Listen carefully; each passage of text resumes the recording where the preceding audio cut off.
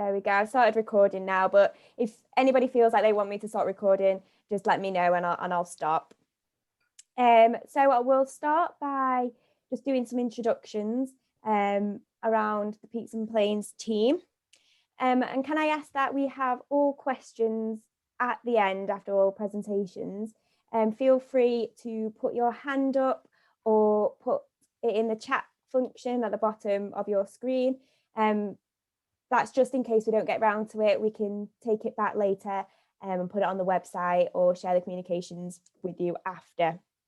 So I'll just get started. So my name's Rachel Marsland and I'm the Customer Voice Manager here at the Trust. Justine, would you like to introduce yourself? Hi, good evening everyone. My name's Justine Gore. I'm the Assistant Director of Development at Peaks and Plains. I apologise, my video isn't working this evening, so you'll have to bear with me. Thanks, Justine. Dan, would you like to introduce yourself? Yeah, evening everyone. I'm Dan Brocklehurst and I'm Development Manager working Peaks and Plains Development Team, and I'll be looking after Ivy House on their behalf. Thanks, Dan. Steph? Hi, I'm Steph. I'm the housing manager at Peaks and Plains, so deal with all the lettings and the rent and customer queries from that point, really. Thanks, Steph. Karen? Hi everybody, my name is Karen Brady and I'm the Estates Manager for Peaks and Plains, so I'm interested in how the development's going to work. Thanks, Karen. And Paul and Mike, would you like to introduce yourselves as well? Yeah, hello everybody. My name is Paul Jeffrey. I'm a director of Bowker Sadler Architects. Hi everybody, my name is Mike Daniels. I'm also with Bowker Sadler Architects. Perfect, thank you. So I'm going to start sharing my screen. Let me know if anybody has any issues seeing the screen. Oh, can we see it? Are we all good? Perfect. So I think Justine will give you a bit of background about Ivy House and the development. So I'll hand you over to Justine. Hey, thank you, Rachel. Just by way of an introduction, really, with regards to the consultation for Ivy Road. The consultations are ongoing and we will be holding several events throughout May and June. As you will appreciate, it's been quite difficult in terms of engaging with the community because of the pandemic. However, as we make steps of getting out of lockdown, we're hoping to have a face-to-face event as well, held in the location, which would be really good. But also we're offering one-to-one consultations as well with regards to some residents who can't make some of these events. But it's also been difficult in terms of reaching out because not everybody has access to a laptop and social media and so forth. So we're trying different avenues as part of the consultation process because we feel it's really important to engage the wider community, local businesses, the schools, places of worship and so forth. Because your comments and opinions are really important as it helps to shape the designs and our proposals for Ivy House and the surrounding bungalows as we move forward. So I just want to stress that the proposals you'll see this evening are work in progress, and this is an opportunity to ask questions and also to have that discussion that will help us deliver those plans going forward. So I ask for your patience in terms of as we go through the background, the draft proposals and the development timeline, and then we've got lots of time to have the discussion and questions later. So moving on to the background, Ivy House and the bungalows were built around the 1960s. And at the time, Ivy House comprised of 24 bed sits. That was basically a living room bed sit with a separate kitchen and bathroom. And then some of the bungalows comprise of bed sits and also one bedrooms. However, as age took over, they began to need a lot of maintenance, and they no longer met today's standards in terms of housing standards, in terms of the size, the type, the thermal efficiency of the properties. Also, Ivy House had poor access issues, and also we were experiencing flooding as well. So over a period of time, Ivy House became undesirable, and it was hard to let some of those bed sits. So we ended up with long-term voids, and to help try to alleviate the issue, we got permission from the council to recategorise that facility to general needs. So that was going to help us alleviate that situation. Unfortunately, it didn't help, and the properties became no longer fit for purpose. So we undertook a stock condition survey, lots of options in terms of remodelling the building itself, but it became unviable.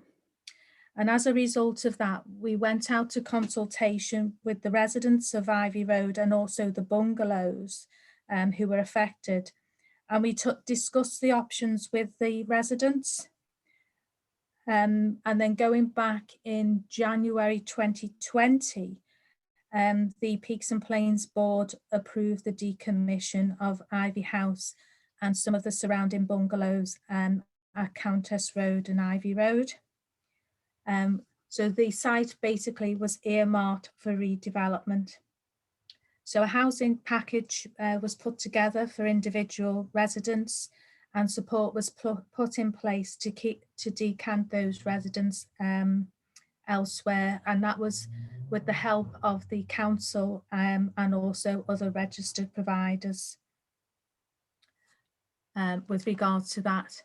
So that's by way of background, but I'm going to pass you on to Dan now. So Dan can cover the previous consultations that have taken place over the last 2 years.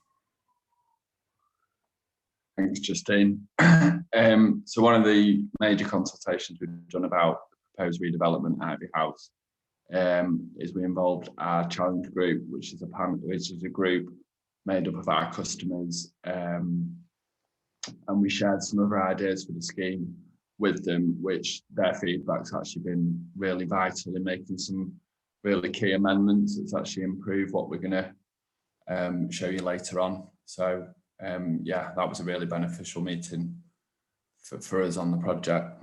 So thanks, Justine.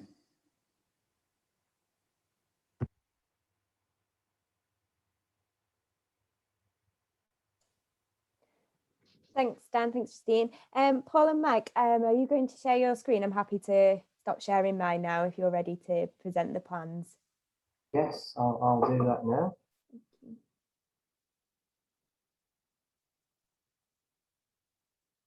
Can everyone see that? Is that okay? Yeah, that's good, Mike. Great.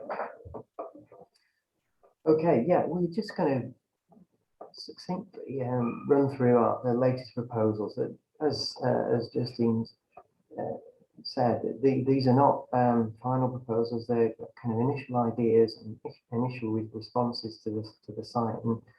And thanks for letting us do this. We value your opinions. We want to listen to what you've got to say and try and incorporate those into the design process. So still at an early stage. As Justine sort of gave a brief history of what we've got on the site at the moment. It's quite neatly split in two. And to the north of the site, we've got Ivy House, which is predominantly bed-sit flats, no longer really suitable for modern modern living standards. They don't comply with access, they don't comply with space standards. So we find them kind of a redundant structure really. Would have been nice to refurbish, but the options were just not viable.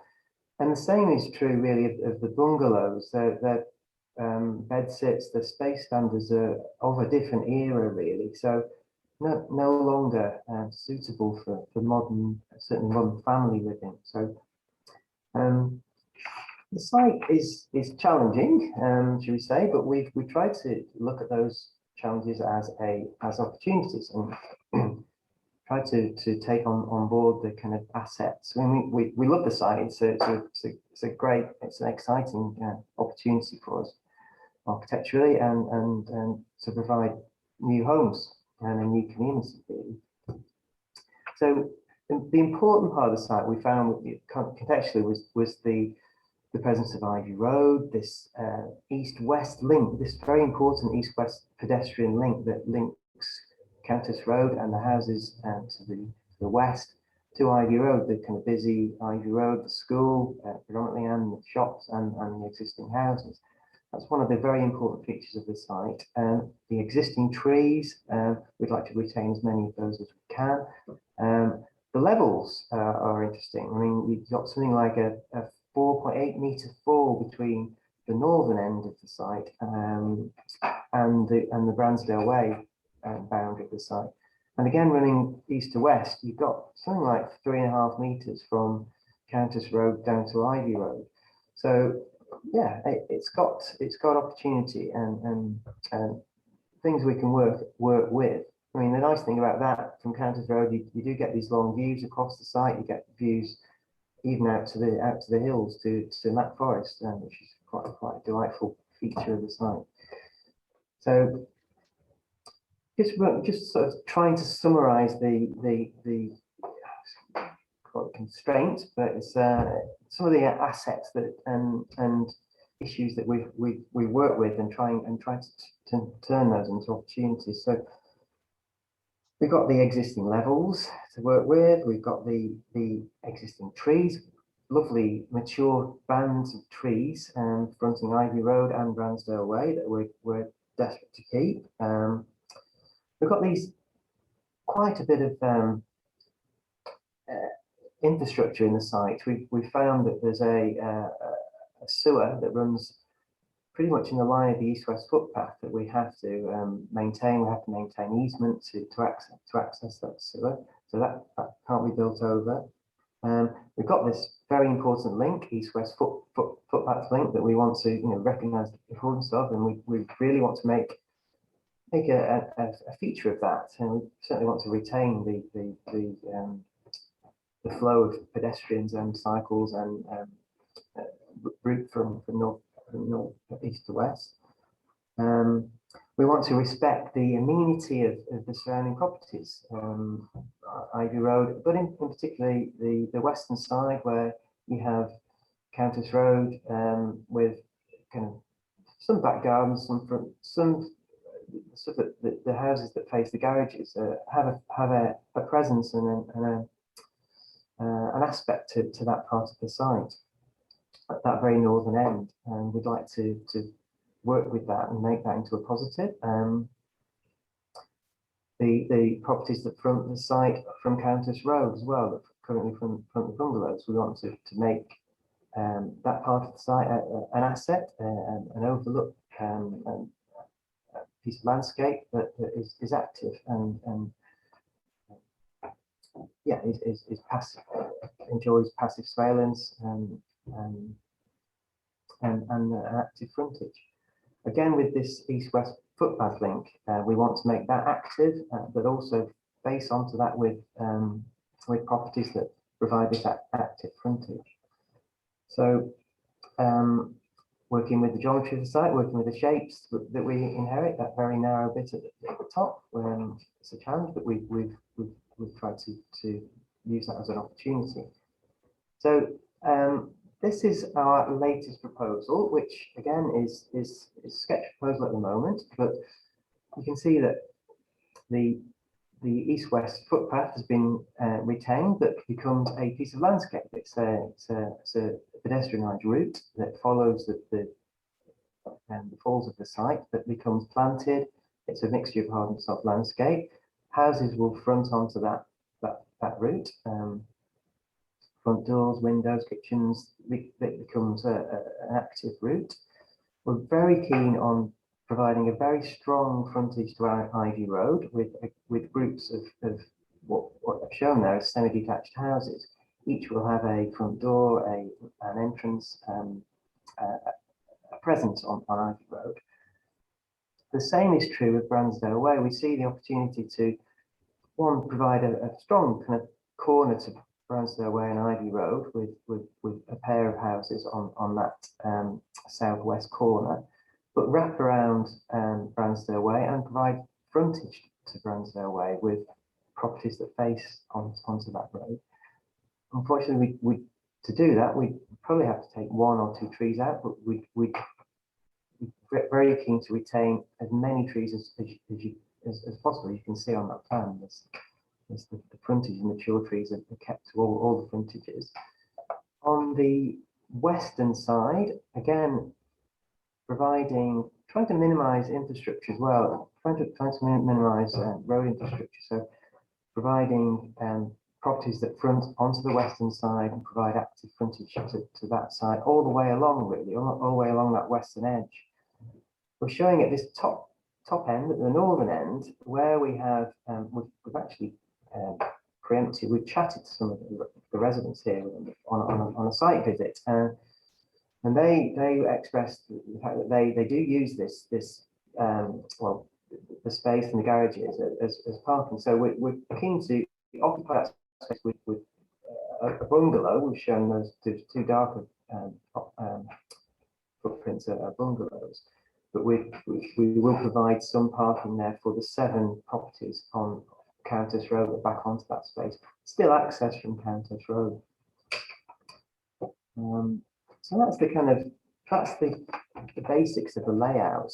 Again, creating a development that has amenity, it has generous southwest facing gardens for the properties, 2 and 4 bed houses, and that have generous gardens, active frontages to east and west, and really creating a strong community of houses that hopefully add to the qualities of the area. That's just a 3-dimensional drawing that shows you some of the form and the fact that we're picking up some of the roof forms and the language of Ivy Road as you move further north and indeed move further south. The predominant house type is a semi-detached paired properties. So we're using that form to create this strong continued frontage, which currently Ivy House and bungalows don't really do. So we're creating hopefully a very strong frontage there with this pairing of semi-detached properties, very defined entrances, either living rooms or kitchens that overlook that road. Again, wrapping those around up Bransdale Way. So I think that drawing shows the intent. The landscape quality is important to us. This east-west route is important, and the quality and the scale of development is important. That it respects the neighbouring properties and creates a sense of place and sense of community. So that's really a summary of where we're up to. Again, this is an early design development, so we welcome your comments. Thank you very much. Thanks, Mike. I'll start sharing my screen again and hand you over to Dan. He will go through the development timeline. Just get that back up.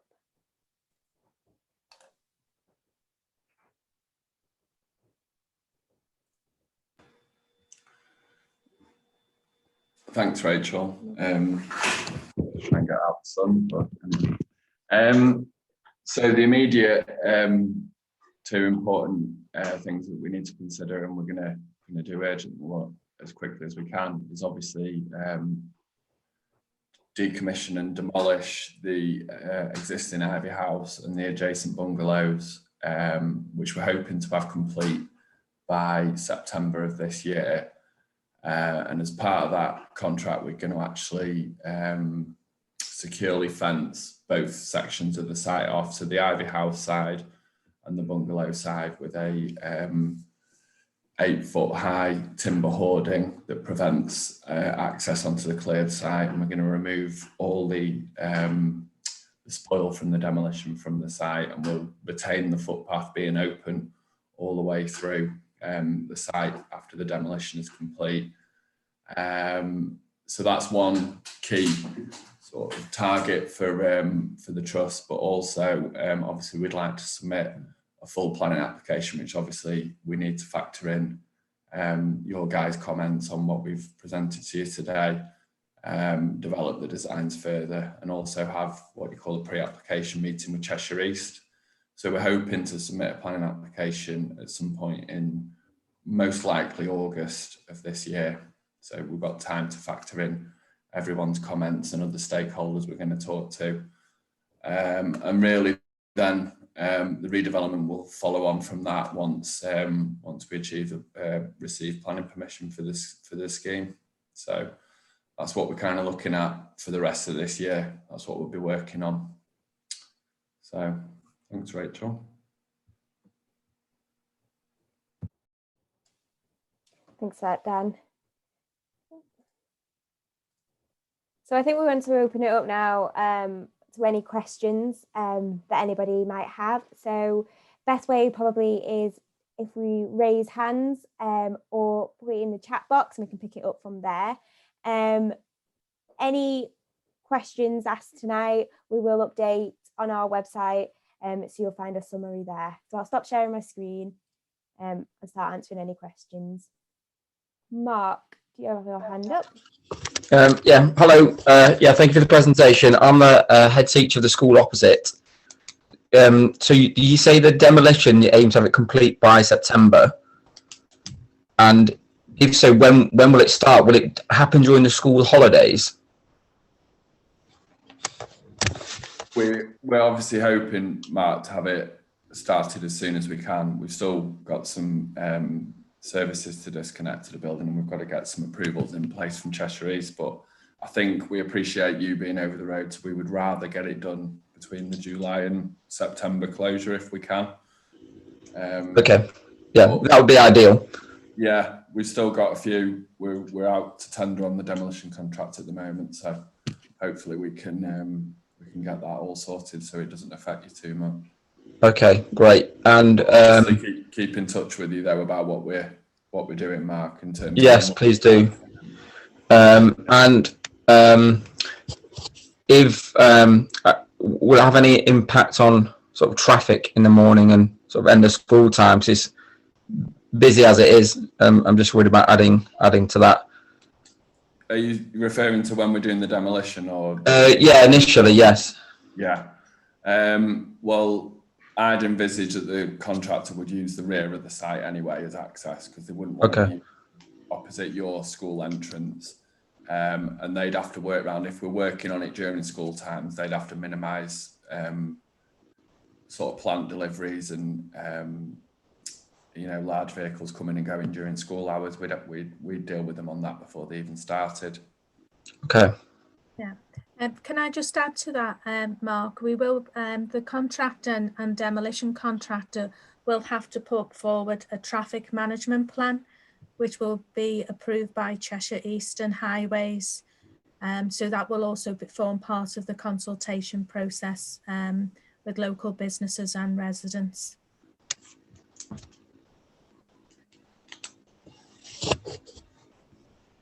Thanks, Mark. Do you have any other questions? Not for the minute. No, I could see a few hands up. So perfect. Thanks, Mark. Thank you. I'll stop for a second. Yep. So we've got one in the chat from an XYZ Littler. The planned bungalow replacing the garages. How will you ensure it does not overlook or overshadow existing houses on Countess Road and Ivy Road?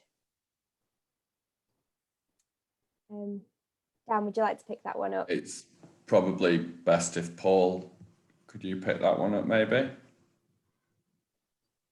terms of the very nature of the fact that these are bungalows, I mean, we've selected that area for the bungalows because of the low-rise nature of them and the fact that they won't overshadow. If you look at on the screen there, you'll see on the bottom left-hand side there is a north point. So south is to the left-hand side of the screen. So when obviously you get morning sun and then through to evening sun, the gardens to the back of the properties onto Countess Road will always have some sun. So we won't have any problems with it overshadowing and you having a problem or any lack of sunlight. We've been thinking about the way in which we could reuse and redevelop the garage sites, but as Mike talked about earlier, we were very conscious, having chats with one or two of the residents there, that really the space was very useful in terms of just general parking. So we've limited the number of bungalows we're going to provide there to just the one, and provided 7 parking spaces to serve those adjacent properties. So hopefully a balance has been achieved there. Yeah, that should be just echoing what Paul said, really. Morning sun from the east would, because it's only a single story, wouldn't affect the rear garden.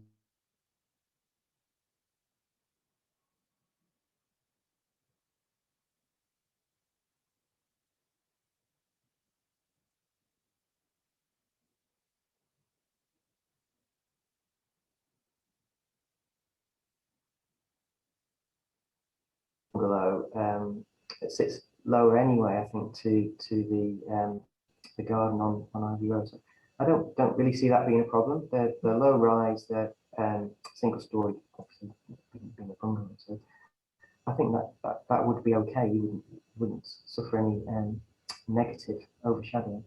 And I think the other aspect to mention is the fact that the garden there is to the left-hand side of the bungalow that you can see in front of it. And so the way in which the bungalow will be designed would make sure that the habitable windows are looking out to the left and to the back, as opposed to looking over the properties on Countess Road. Sure, yeah, that's a really good point, actually. Yeah, the living rooms and kitchen, etc., would get the long views rather than any short views and overlooking other properties. So they would be looking, this one in particular would be looking south and north. That one the other way around. So yeah, not a problem in terms of overlooking. You'd probably enter the bungalow. We're still early days in terms of planning interiors, but you'd enter from the west, but the aspect would be south and north. Okay, great, thanks for that. Great, thank you. Andy Pearce, do you have your hand up?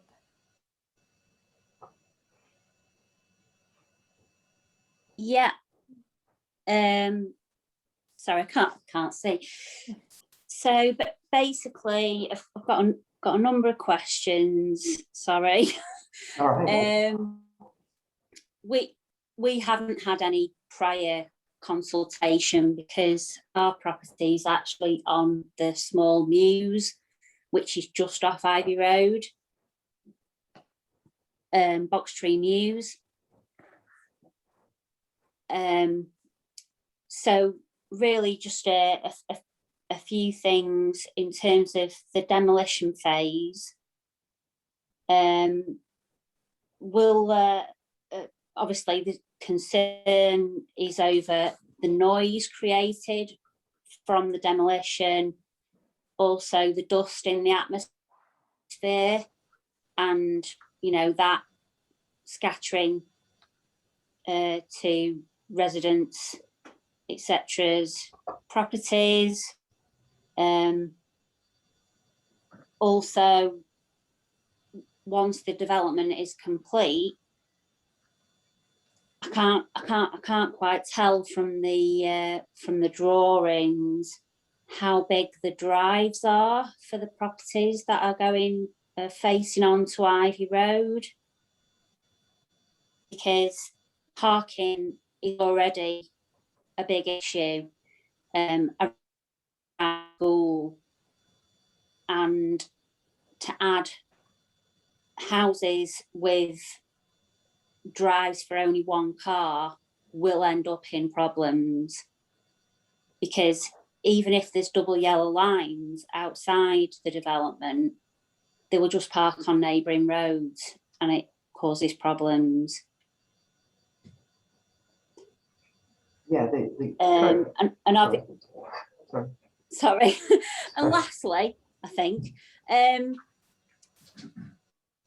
Ivy Road has got busier and busier and busier over time. I mean, we've lived here since 2012, and there's been a massive increase in traffic going down the road.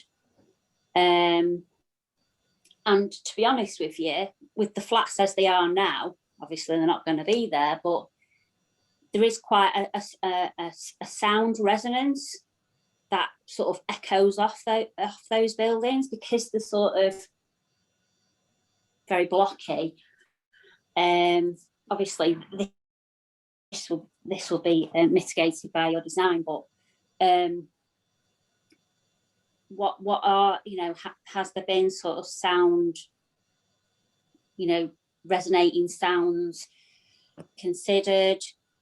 And also, if you've got drives going onto the front of those houses where Ivy House is now, then that's going to mean that they're driving over a footpath to get to the drives.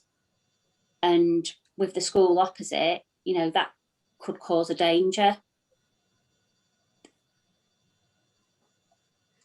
Just firstly, I'll stop there. All right, thank you. That was like one of those Sorry. political questions where there's 5 parts to it. But sorry, Andy. I was just going to take the first part, Paul, yeah, and then you two can jump in on the more design base. So, in terms of a question over, it was over demolition, wasn't it, and the dust and so the noise and dust. So the prices are due back this week. So when we've got a contractor appointed, you have to put in a Section 80 notice to Cheshire East Council for permission to demolish, and you have to submit how you're going to your method statements and how you're safely going to demolish the building, how you're going to mitigate the vibration, the noise, the traffic, and the dust and everything from those works, and you submit all that information to Cheshire East. You'll then get a permission from Cheshire East with what you need to do as part of your demolition work, and it's like a set of conditions. So the contractor will have to adhere to all those conditions. So it'll be dust suppressants, like water will be used while they're demolishing it to keep the dust down and stay on the site. Obviously there'll be parts of Ivy House that will have scaffolding put up because it's close to neighbouring properties, footpaths and what have you. So, and everything has to be kept clear and clean. And also we're hoping to get the hoarding erected before we start the demolition, which will obviously be a solid timber hoarding, that it won't be a mesh fence, hopefully. So that's what we're hoping to do to mitigate that for everyone. So if that answers your demolition question, then Paul will pick up the other two. I think just to add in on the demolition, obviously the contractor will be given a detailed method statement.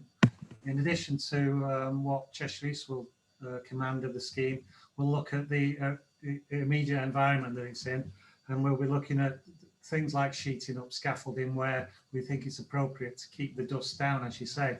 So I think there will also be the potential for dialogue with with particularly locally people immediately around the site to discuss with the demolition contractor once he's on board with regards to any concerns you've got, and he'll be able to answer any questions with regards to the method statement for the demolition.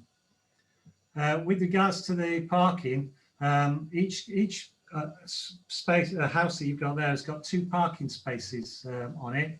So in terms of the inside parking, there will be enough spaces to cover the properties that they're serving.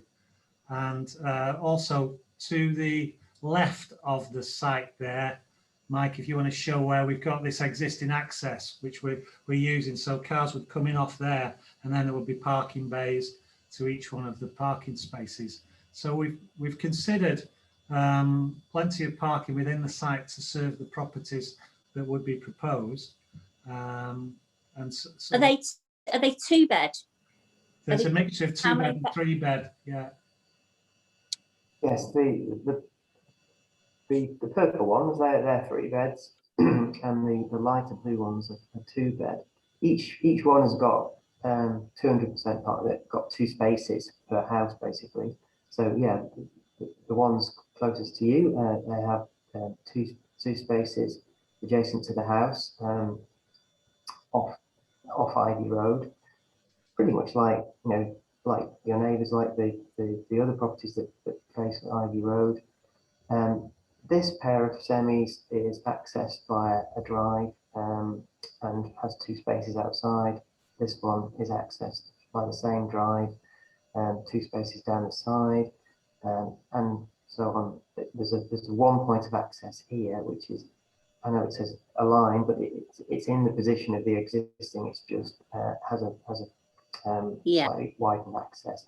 We retain the existing crossing, and so that's not affected at all. And we'll make sure that the pedestrian route is safely landscaped, and that crossing point is safely retained. And again, each of these properties does have 2 spaces per property, so you shouldn't get any parking on the road itself. So it should, in theory, be a safe solution. The rest of it, access from the west. I think basically, as part of this whole development, serious consideration does need to be taken in terms of traffic calming on Ivy Road. It's been talked about, small things have been changed, but it's made absolutely no difference whatsoever. So, you can stick a 20-mile-an-hour sign at the top of the road, but nobody's adhering to it. This road obviously is used as a cut through, on a regular basis. We've got farm vehicles coming down it. We've got trucks, even though they're not supposed to come down it. And, it does really need to be addressed. One of the things we can do in relation to that is we're currently in dialogue with Cheshire East with regards to our thoughts on the proposals. Before there's any planning application made, there's something that they call a pre-application inquiry service. So we've just commenced a dialogue with the officers at Cheshire East. One of the things we can certainly do is, as we consult with the highways guys, is to put forward your concerns and say, what can be done? How can we help with regards to Ivy Road? What can they do as a council to help and address these obvious concerns that people have got? I've just been looking at the chat as it's been coming through, and certainly those things are commonly felt, I think. I was going to say, I'm sure my fellow neighbours will completely agree with what I've just said. It's been getting worse and worse over time. Yeah, I totally agree with you, Mary. Yes, it's been an issue for. It's an absolute miracle that nobody's been hurt, to be quite frank. Yeah, appreciate anything that you can do to kind of have a look at this as part of the plans. It would be appreciated.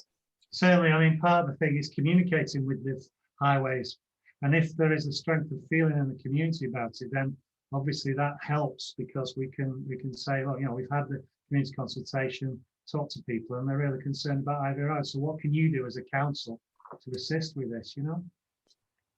Yeah, that would be great. Thank you. Thanks. Can I ask a question? Yeah. Yeah, hi, apologies. We had trouble getting onto the meeting, so we missed the first 10-15 minutes of it. We live directly facing the bungalows. Bransdale Way. Yeah, and obviously the two purple sections you're showing there, are they houses now instead of bungalows? Which ones are we talking about? On the plans, the corner of Bransdale Way and Ivy Road, there, yes. Those are houses, yeah. Yeah. So how high will they go? Oh, they're 2-storey houses. Right. Okay. When you actually done all the demolition and you're preparing the work for the grounds for it, will you be pile driving? And if that's the case, what effect will that have on the houses directly facing it? We don't know whether it's piled foundations or not at the moment. We haven't got that to that stage, but certainly it's something that we'll look into in terms of what the eventual solution will be with regards to foundations. But at this moment in time, we don't know what that foundation solution would be.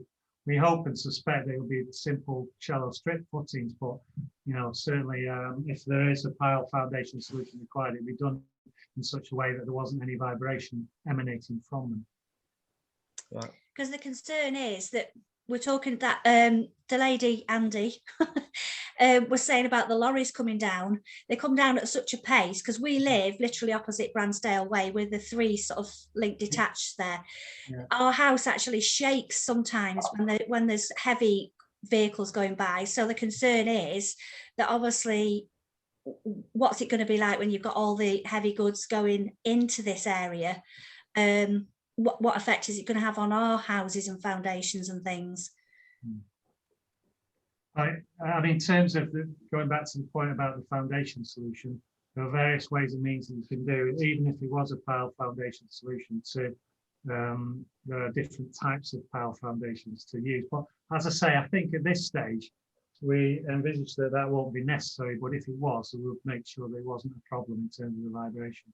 Okay, so can you sort of notify all the neighbours, surrounding neighbours, if that's the decision? Obviously, there's a lot of water to go under the bridge before we get to that situation in terms of that level of detail.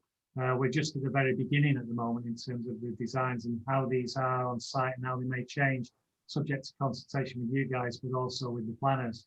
Yeah. So once we get a little bit further down the line, there will be further consultation event where we can discuss that level of detail more. And once we have that certainty about how the scheme would be going forwards. But I note your concerns, and certainly it's one that we'll again address with highways in terms of this vibration that you're experiencing. Yeah. Okay. Yeah. I mean, that's a separate issue, I know, but that really does need to be addressed as well. Sounds like you do need the Ivy Road needs some serious consideration in terms of traffic calming by the sounds of it. And definitely.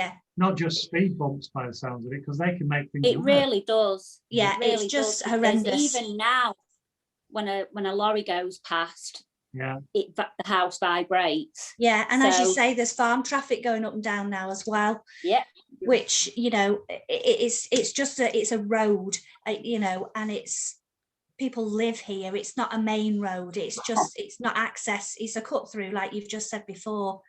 Yeah. It's a cut through, and people speed because it's a wide road. Yeah, it's a particularly wide road. People treat it like a flipping motorway, to be quite frank. They do. They're not just going. They're not going 20. They're not going 30. They're going a lot faster than that. I can see here that Nick Mannion, who is also on the call, has said the police have recently been asked to take action about HEVs using it as a shortcut as well. Well, they're not. They're not. They're not doing anything. Okay, thank you. Can I say, I really feel that the only way to sort out this slowing of traffic is the proper priority passing points, so that traffic has to stop to give way to the other side. Yeah, absolutely. I think that's a fantastic idea. At the end of the day, we've got a school of very young children. Yeah. That has never been taken into consideration, the safety of the children. It really hasn't, and I just don't get it at all. Especially with it being at the bottom of a hill, people speed up. That's always been the case. Obviously, we'll do what we can in terms of our contact with the highways and the planning department when we do the consultation. But in terms of you all getting together and lobbying the local council, has that been done? Have you guys been talking to the council and the councillors and highways about this issue? They're never interested. I brought it up with Nick Mannion in the past, and I have asked for these priority passing points. I've seen that done before, and it's quite useful. I think One of the things that you wouldn't want to do is put speed bumps, and I don't know whether you've got any of those at the moment. They just make your vibration worse. Yeah. Speed bumps don't work. We've got speed bumps. Have you? Right. Yeah, And the they cars just fly over them. they just aim for the middle and go through them. Yeah. Because the road is so wide. Yeah. You can dodge them, and to be fair, they're pretty worn out. And I think the widening of the flower pot junction will make it even worse, to be honest, because it'll be a lot easier for people to get in and out of Ivy Lane and Ivy Road. Yeah, definitely. Yeah. Yeah. Well, we'll mention it to them and express the level of your concern. But obviously, what it'll come down to is funding, won't it? I suppose it always does come down to cash. Until somebody's run over and killed. Yeah, and exactly, and then well, maybe that's where you guys come in in terms of the proposal. Unfortunately, one of the things we didn't mention is that these are 100% affordable homes. So, yeah, it's a difficult one. If these were all going to be sold for a load of money, we could imagine that we'd be able to help in that regard. But we're trying to keep the price of these houses down to make them affordable for local residents. Muted us. Thank you. Is there a 3D image of this plan as well anywhere? Is our sound on? Can you see that? Yeah, just about. I'm going to be a real pain because we entered the meeting really late. On the plans of Ivy Road, is there going to be an entranceway from Ivy Road? No. To the side. No, it will So be. the traffic's going to go down Countess Road, is it? I can't quite understand. Well, it's split Yeah, right. two effectively, Mike, isn't it? So you've got some of the houses served off Ivy Road and some served off Countess Road. Yeah, but the route, this east-west route through the site is all pedestrian as it is now. So you won't have any cars coming through. Yeah.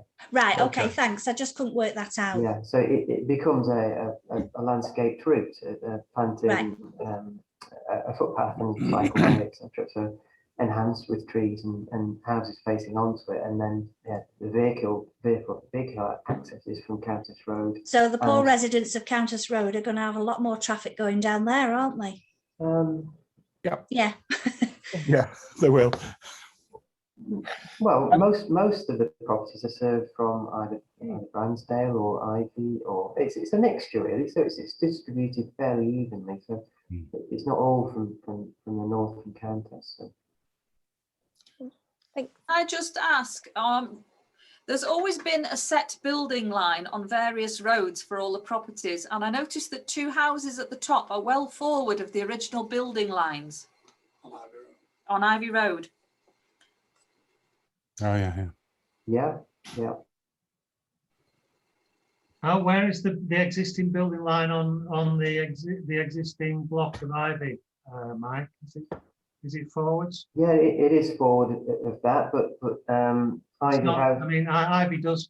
The existing Ivy House does project forward of the neighbouring property on the right there, doesn't it? Yeah, a little bit, and also Ivy House is a 3-story, very marginally at the moment. Yeah. Ivy House doesn't sit forward. I'm still working on it now. No, it doesn't. Very marginally, yeah. Well, there's space for parking in front of Ivy House, which there isn't there. It's between the houses, isn't it? So what's the concern there? Sorry. Line. You can't hear now. Oh. Cool. It's The fact that the building line is now set forward, so those houses will overshadow the ones next to it. In terms of the front gardens, you mean? No, the actual house. There's a building line on every road, and the only thing that can go in front of a building line is a porch. So how are you managing to build houses completely in front of the building line? Well, we haven't built them yet. We're in consultation with both themselves and the planners to establish whether there's any concerns. And obviously, this point you raised, we'll consider. Yeah, because the concerns are an overshadowing of the you can see the original houses of Ivy Road, the 2 grey ones. Yeah. And those are well forward. Yeah. Yeah, I accept that. But yeah, it does step forward of that. It's a slightly lower level. It's 2-story, but yes, the building line is forward currently as proposed on that plot. But like we say, only sketch scheme at the moment, so we'll have a look at that. I think the other I'm thing going to bear in mind is it does fall down the hill, doesn't it? Yes, it does. Yeah. Yes. And I'm going to just take some questions. A few people have been waiting with their hand up. It doesn't have your name, but it has PPHT. Oh, is that me waving? There could be. There's two Yes. of you with your hands Yes. up. Okay. But yeah, if you want to go first, and then I think it's Okay. One of the things I thought, the parking outside the school and so on will remain an issue. I'm not sure that this will add to it, because even in our modern age, I can't imagine anyone driving from this development to take their children to school. So I think that will stay the same. Parking will change because of visitors to the development. I also think that the speed issues on Ivy Road, whilst they are important, they're probably less to do with this development and much more to do with Cheshire East and our local councillors to enforce something. As has been said earlier, there's a 20-mile-an-hour limit, but nobody takes any notice of it at all. But I think they're probably separate issues. I have put some chats through earlier, and that's more to do with the timeline of the planning, because, for example, we're in May. You still have to, you hope to get a demolition contract in place to start for the school holidays. It's not a long way away, and there's an awful lot that you've got to discuss with Cheshire East, even as part of that demolition contract. So I'm not sure how realistic that timeline is.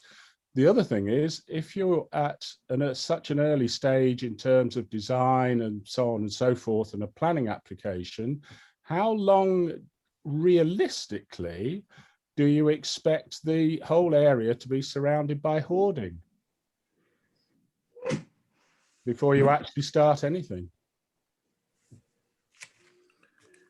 We obviously have got, you're quite right, we've got some consultations to make with the planners in terms of the form of the development and make the submission, and that can take 3 months to go through from the planning process.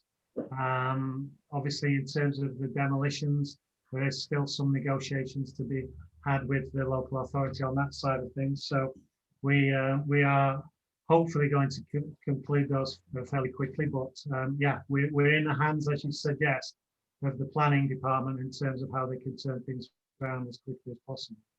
Yeah, but there's going to be, if you do manage to demolish by the end of or the start of the school year, then there's going to, the planning application won't be through till realistically probably end of November.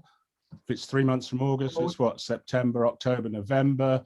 So yeah, I would hope the end of October, but yes, you may well be right. Depends on how the local authority planning department perform in terms of. Well, it is a truism of projects that they never come forward; they always go backwards. Yeah. Yeah, I'm not disagreeing with you. Yeah, we're just gonna have to make sure we keep everyone informed of where we're up to and stuff, especially on the demolition phase, and then when we get into the planning phase, when we're hoping to achieve that and a start on site. So, like Paul mentioned before, the contractors that do both phases of that project, they'll be in touch with you all, with us at the start, meetings and throughout, to make sure you all know what's going on and when. So you're right, things can. There's still going to be an extended period of hoarding rather than what's there now. Yeah, I can imagine that you don't want to demolish in the winter, but well, obviously it has already been, Ivy House, I don't know if you're all aware, it has already been broken into once. So the longer it's left, they're all left vacant, the more chance there is that they're going to attract antisocial behaviour. So I think it's a balancing act between that and having a building there, and having a hoarded site, if you know what I mean. Yeah. So But like I said, we'll keep you all updated of where we're up to with things. How will you keep us updated? Well, there's not been much up to now. Well, like Justine referenced at the start, we'd hope to be able to meet you all, obviously pandemic permitting, in person. And I think Rachel will have most of your details from this meeting as well. So we can come up with a plan between you know, our development team, Rachel, and our comms team, on how we're going to keep engaged with all of you as local stakeholders. Okay. Make sure that's in a way that suits you all. Definitely, and we will keep updated the webpage as well, which is peaksandplains.org/ivy, and we can send that along with the slides from tonight as well. Another one with PPHT, in the navy top. I think we can't hear you. I think you're not on mute and you don't have sound. So might have difficulties. Just one more I've just seen pop up in the chat about the hoarding being decorative. We have done that on other hoardings on our sites. So that's definitely something we can, through our sort of resident engagement and what have you, if there's local artists or artwork that wants to go on it within, you know, as long as it's all okay, then I don't see a reason why not. On that front, someone just asked, I think it was Mr. Pearce. So. Yeah, no, Sorry, we're Ray. just thinking about the kids because it engages them in their locale. Can I just come in, Rachel? The chap with the blue T-shirt on PPHT, if you're still having problems with your volume, do you want to put your question in the chat and we can pick it up then? Great. Yeah, I'll start running through some of the questions in the chat whilst we work out the volume. So XYZ Littler also said previously, will the boundary of the houses adjacent to the garages be secured, please, without damaging current hedges? Yeah, one of the things that we've been very careful to do is to look at the boundary situation up there and make sure that the existing boundary situation is protected and enhanced. So the idea is to certainly preserve the boundary and provide proper fencing. Great, thank you. Thank you. And then we've got one from Lucy Coates as well. Are you able to confirm that none of the properties will be more than 2 stories high? Yes, the properties are all 2-story apart from the bungalows, obviously. Is that on now? Ask him, yeah. Hi, can you hear me now? Yes, we can now. Yes. Yes. Right, we live at number 69 Countess Road, which is at the back of the bungalows at the top of the hill. You know, the row of houses at 69 to 61. Yeah. So we're at the top, you know where? Do you know where you put the cul-de-sac and you just come off Countess Road? Yes, yes. Yeah, do you know the green area at the front? Do you know how much you're going to be taking away of that sort of thing? And if you're taking a good chunk of it away, would it be worth just taking it all away and putting parking in for the residents who live on that row of houses? That's an interesting question, and I'm glad you've raised that. Obviously, as Mike suggested, we've got that new accessway coming in there. And one of the earliest scheme ideas that we got was to actually turn the houses on the back of that. So basically, you have the access footpath at the front of your houses, don't you, where you get? Yes. Yeah. So one of the early ideas we got was to actually have our new houses so that the back gardens were up to that footpath. But we later changed it to this arrangement so that you've got a proper frontage from your houses. Now, yeah, we didn't really want, obviously, that was one of our worries. We didn't want the back of somebody's house at the front of our house. Yeah, I mean, obviously we don't have parking, which is fine, you know, but obviously to have access down there, we you know, looking at this is probably ideal. Yeah, this is what we were sort of hoping for. Yeah. Well, just what I would say. Sorry. It's okay. Carry on. Go on, carry on. Yeah, what I would say to you is, obviously, we need to look at the level changing in quite a bit of detail here, yeah? Yeah, I know what you mean. Yeah, because there's quite a slope, and across the site, as Mike was talking earlier, there's quite a few changes, and we're just in the process of that, starting to look at the levels and things. We know roughly how it's all going to work.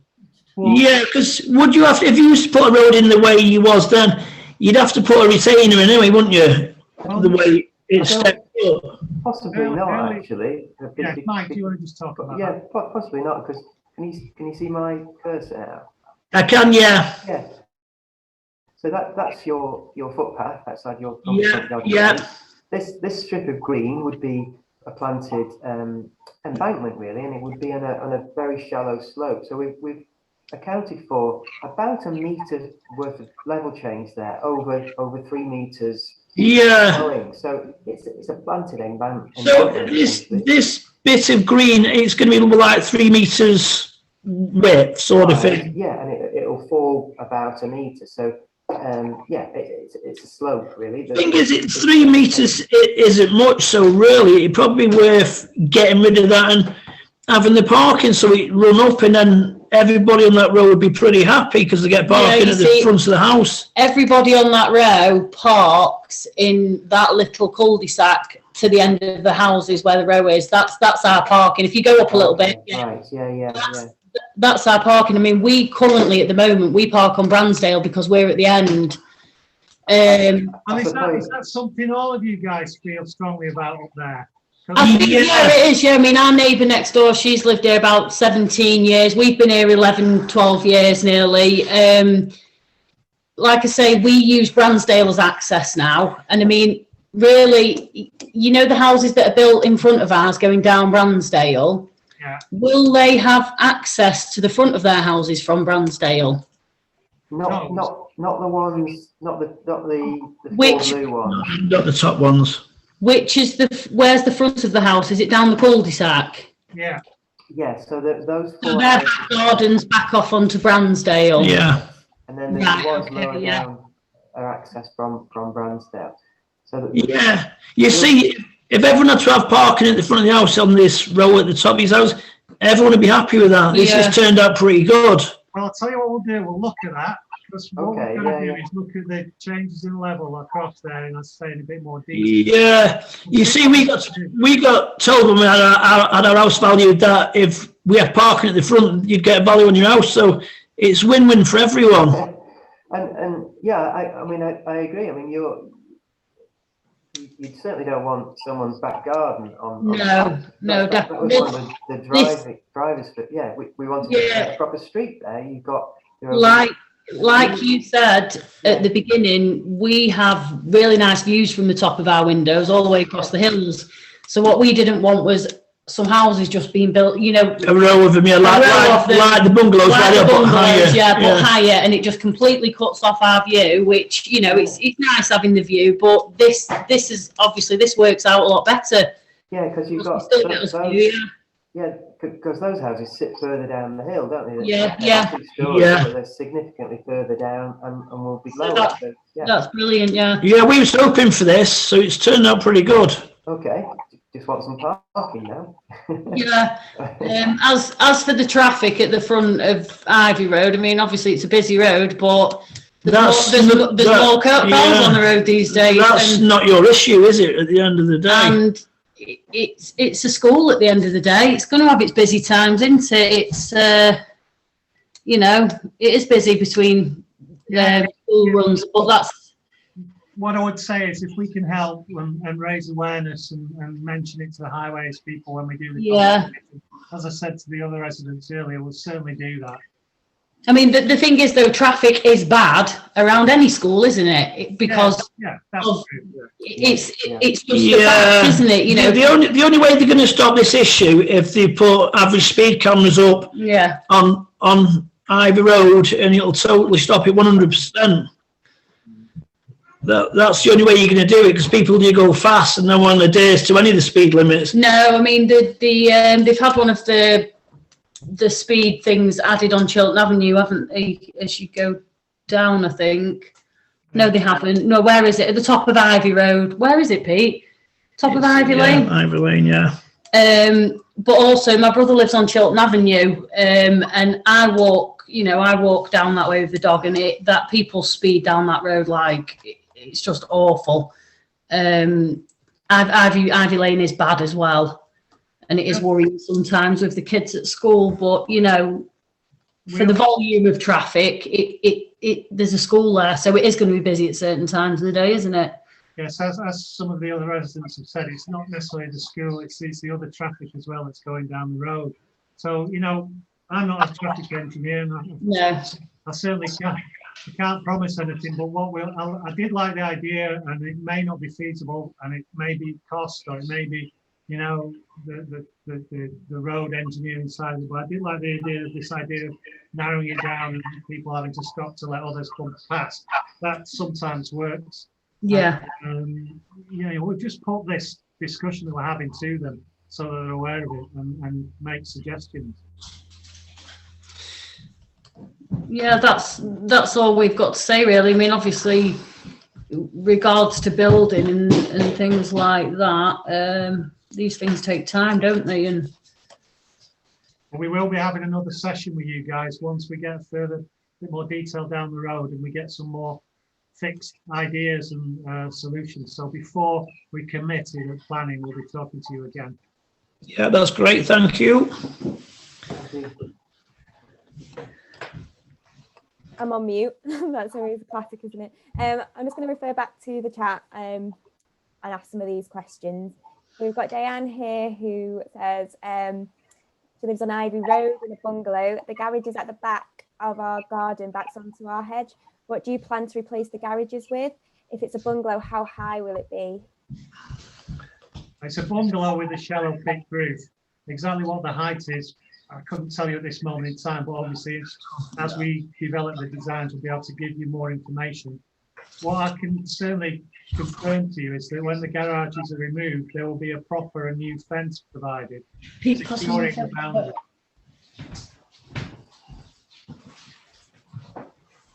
Yeah. Thanks for that, Paul. If anybody hasn't seen the chat, our development manager, Dan, has had to leave the call now, but I'm sure everybody here can answer any questions, but if not, we can always get those questions to Dan and get back to everybody. Andy Pearce has asked, is it worth considering access for Bransdale to the back of the development to alleviate traffic to Countess Road?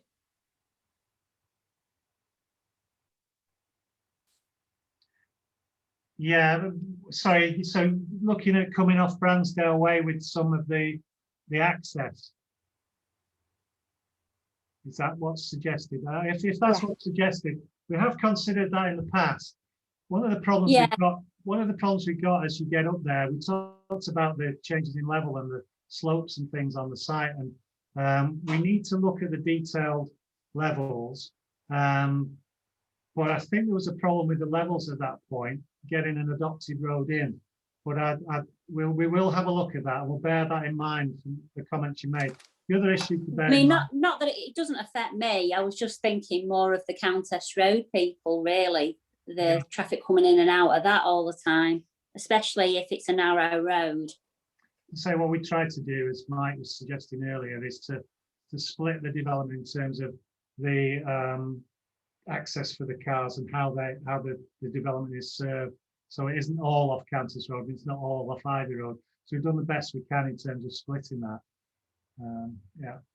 Well, thanks for the comment. This is really good stuff, all this, because as we said earlier, we want to learn from what you guys know and hopefully make the scheme better. Great, thanks, Paul. There doesn't seem to be any more questions in the chat. Does anybody have any questions they'd like to ask? If you want to raise your hand or unmute. I've got Bexon. Yeah, Dawn. Yeah. Hi, Dawn. Hi.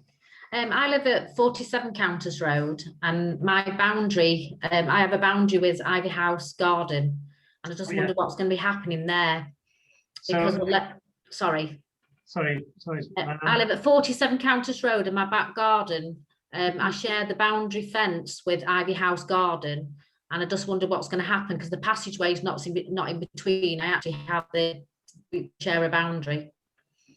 And I just wonder what's going to happen, because there's quite a big drop from our garden level to the level as you come through the gate at the side.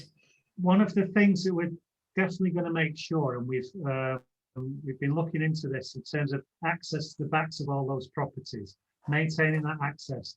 The detail of the levels we need to look into. Yeah. As I said before, we've only just started looking at the very detailed levels issues. So we will be looking at that, and whatever we do, we'll make sure that you've got access retained. Yeah. Although there's still an access, I can still access the actual the back of my house. It's just that the levels are very different, and I've already got one retainer wall in from the previous garages when they took down the garages, because we're the end house. All right, so I already have the actual one of the walls of the garage still there as a retainer wall. So you're right on the 3 new properties that went in. Are you on the next house along? Yeah, I am, number 47. I came to see you a few years ago.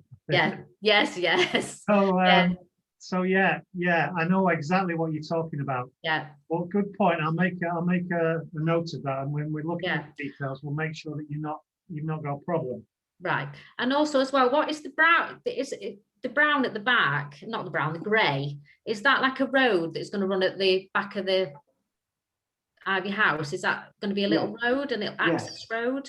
Little access way, Yeah, so that's going all the way to the boundary. Yeah. Yeah, is that what's going to be there? Yeah. How big is that going to be? I think it's about 4.5 meters wide, isn't it, Mike? Yeah, so all those trees will be going then. I'm afraid so, yeah. Yeah, I'm quite sad about that, because it's quite a nice view, but yeah, I mean, one of the things, we can't do everything, unfortunately. It'd be nice to keep some of the trees. Yeah. Given the fact that we've got certain numbers of units that we need to get on to make the project viable, as you can imagine. And to produce a proper layout, which has all, as Mike was talking about earlier, all the right orientation of the windows and overlooking and everything, and creating the streetscape in a sense of place. We couldn't keep them, unfortunately. Right. Yeah. And how big will the fence be, the boundary fence? So how big will it be, privacy? So in terms, the actual fence that we've got running along. Back on the back of your property. Yeah, that would be still at the back of the properties would be still at least a 2-meter fence. So you still have that security. Okay. But yeah, beyond your fence would be a landscape street with front doors and trees and hard paving. So it would be overlooked, and essentially a proper street with passive surveillance. So you're not getting back gardens onto that space. What's the actual house that's kind of coming in line with my house? What is it? Is it a 2-bedroom, or is it one house? It's a 2-bed. Sorry, Mike. This one here. Yeah. Yeah, that would be a 2-bed, 2-story, 2-bed, 4+ house, and next to that would be a 2-bed, 3. So yeah, relatively modest and sitting quite a bit lower than your house, but considering the forward side. So. Are you taking the level right down then to the actual road level? Just trying to work with the existing levels, really. Yeah. Because that road has to grade up because it has to. Yeah, that's what I'm thinking, because it does actually go, because it goes kind of down and then it goes right up. That's the level of our garden. But we try and work with as far as we can with the existing levels, so we're not creating retaining structures, etc. But you will consult with us when you're doing it all, will you? Of course, yeah. Yeah, I hope so. This is just a start, really. That's the purpose of tonight, really, to get your comments and start the process. All right. Thank you very much. You're welcome. Thank you. Thank you. Great, thank you. I think, Janet, have you been trying to say something, but I don't think your microphone's working. You're more than welcome to put something in the chat. Can't seem to hear you, sorry. We can always arrange a phone call. I can email you separately, and we can always arrange a phone call to answer any questions. In the chat here, is there a proposed date for the hoarding to be erected? Are these houses for sale or rent? These houses are for rent and affordable rents, as far as we're aware. In terms of the hoarding, when the hoarding would go up is slightly dependent upon when we can get the approvals for both the demolition to move forwards and obviously ultimately the planning approval for the housing. So we can't exactly say when the hoarding would go up. There is a plan, hopefully, that it'll go up at the end of the school term, but that's still to be confirmed in terms of, as Dan said earlier, our dialogue with the planners, etc. Yeah, can I just come in there also, Rachel? The tenure for the properties is not confirmed as yet. So at this moment in time, it's okay. So at this moment in time, we've got some for rent and also a small amount for shared ownership. But as I say, it's work in progress. It's not confirmed yet, but it will wholly be an affordable housing site. There's no properties that are for outright sale at all. Okay, thanks, Justine. Okay. Doesn't look like there's any more questions in the chat. Does anybody else have any more questions? I can't see the full screen, so I'm just flicking through to see if anybody has their hand up. If not, feel free to unmute yourselves. Nope, nobody has any more questions. That's great. Is anybody else from Peaks and Plains would like a few closing messages? If not, I can bring the meeting to an end for everybody and let you know the next steps of how we'll be consulting with you and where you can find the information. I would just like to thank everybody for their contribution this evening. You know, as we've said, this is part of the ongoing consultation over the next few months. But even during the course of the demolition and the main,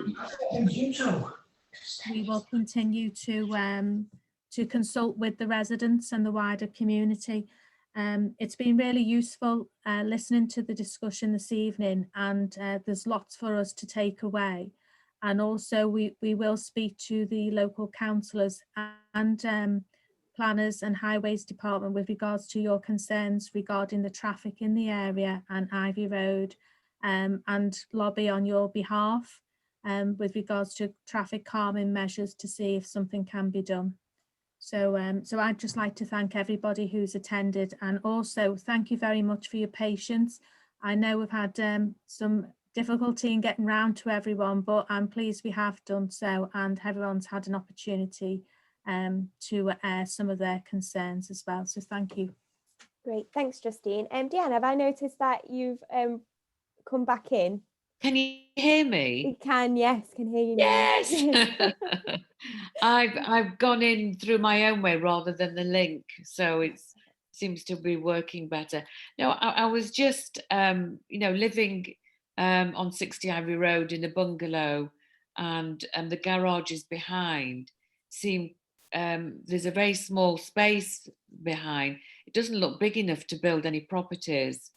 But to build a bungalow there, it's got to be a reasonable height. You know, I think it would be visible over our hedge and block our light.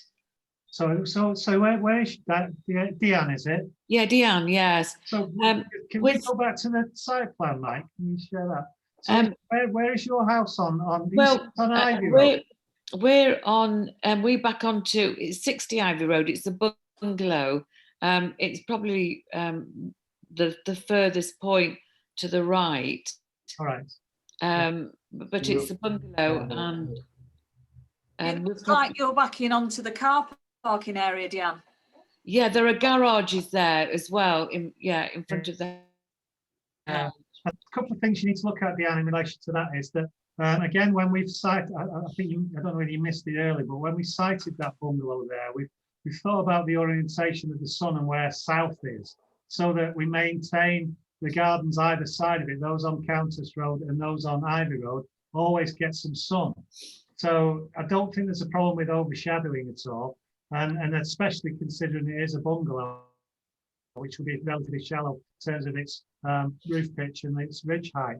Plus, where you are, as somebody just mentioned to you, that they are actually just going to be parking spaces in the back there with a little bit of landscaping to make it softer. Right. So you think that the main bungalow direct behind our garden? Well, if you're further up and towards the right-hand side where it says unadopted shared surface, to the right of that, if you're up that end, there is probably up that end where it says. Deanne, it looks like the bungalow is behind Steve and Rick. Yeah, but equally the point applies to them. They may not be on the call or whatever. I don't know whether they're here or not, but I would say to them also that, you know, there won't be any overshadowing because of you'll get sun. We're not going to suddenly plunge everybody into darkness. That's not our intentions. If that was going to be the case, it wouldn't be acceptable with planning, and we wouldn't put it forward in the first place. No, that bungalow is actually behind my house, and to be honest, I'm relieved that it's a bungalow rather than a two-story. I'm fairly happy with that, as long as the fencing is replaced. Yeah. No, we've had a close look, June, at that. Yeah. The boundary along there, and had a real good rummage around to have a look where it is. And obviously, there's some work needs doing with securing that boundary. Yeah. Some people have got a fence, some people haven't. So we'll be putting a brand new one up there. So June, So you think you'll have parking where the bungalows are, do you? To the side of them. Yes, here, just to the right where my cursor is now. There's currently parking. Seven spaces there with some landscape softening. So that you won't have a building, Deanne, behind you at all. Just parking, yeah. Yeah, because you're around here, aren't you?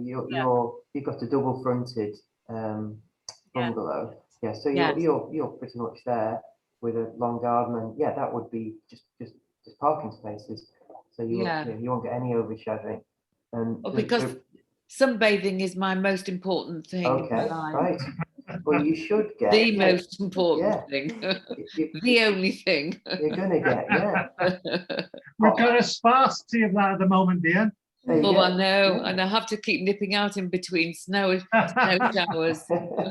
You'll get it all afternoon there, yeah. Up and down the garden, Well, the reason why I've been in this house for 30 odd years is because of the sunshine, and if that goes, it's, you know.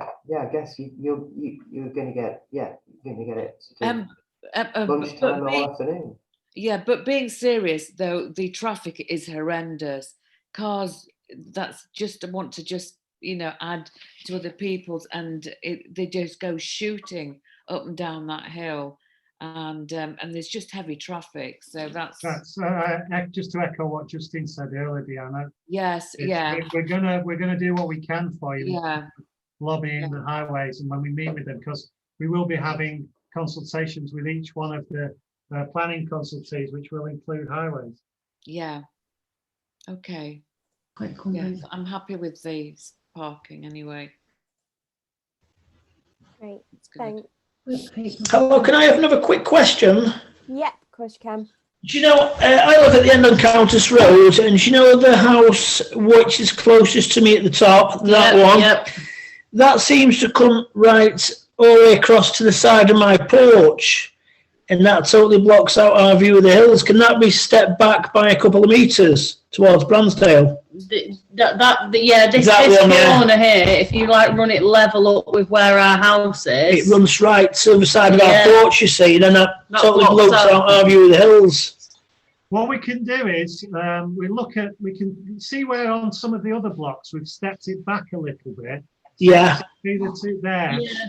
We can look at stepping that other one back a little bit. We've got to maintain. We don't also want just the side of a house, to look out on the side of a house as well. It's that. I mean, obviously that's the front of our house there, so we don't want to look out and see. But I mean, if that could be stepped back a couple of metres, that'd be pretty adequate. We'll have a look at it for you. The reason I say we might be able to do that is because of the fact that the garden is quite large there, because they've got their own double parking spaces above. And they'll have a side garden as well, won't they?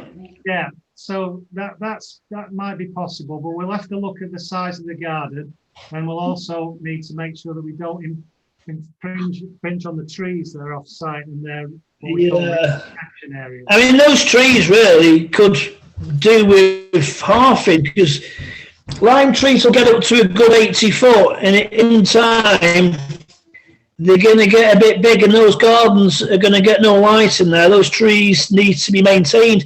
You see, Do you know someone? Do you know someone? I'm a tree surgeon. Ah, okay. I right. know. I'm joking. But I applied for places for people to do the trees at the side of my house, and he didn't. So I said I'd do it myself, and I topped them. And every year now I keep them trimmed up so they don't get the same size. But those trees are far from the height they'll get to on Bransdale. And we had issues last year. People wanted to get something done with them because the amounts of bits what drop off them and dust in early on in the year, and the amount of leaves people are going to get in those gardens are going to be absolutely unbelievable. Lot gutters. Gutters. Awful. They need something doing, and they are way too big as it is, and they're far from fully grown. I think that's a really valid point that you make, and I think one of the things we want to do, and we need to do as part of what we're proposing, is have a dialogue with Places for People. Yeah. Trees. You see, obviously they are owned by Places for People. It's part of their development, isn't it? So they're outside of our site, but we need to have this dialogue with them. It's about what the perception is of those trees and what the other. Yeah, you see, they're going to get seriously big in time. You've only got to go and look at the bungalows that are near them. Their roof is just covered in moss. And the green, the moss. They need taking down by at least half, otherwise you can have problems in the future. Yeah. People aren't going to want to move in once because of the light, because they're going to get so very big. Actually block out quite a lot of light, won't they? They will, yeah. With the way you see those houses what are going to be at the back there, they're not going to really get much sunlight at all until evening time. Yeah, it's a fair point. We need to look at that. Yeah. Just as a point of detail, we'll look at that top end. That bit that sticks out would be the porch, so that would only be single story. So. Oh right, well that's probably not much of an issue. Yeah, because that's currently sticking out about 1.2, something like that. So yeah, you wouldn't be looking at the side of that because that would be at a lower level. So I'd be happy if the house was just pulled back so it was sort of at the side of my landing window, so we still got the view. You see. Okay, let's look at that then. That turns out pretty good. Thanks for that. Okay. Yeah, thank you very much. Thank you. So I'm going to bring the meeting to a close.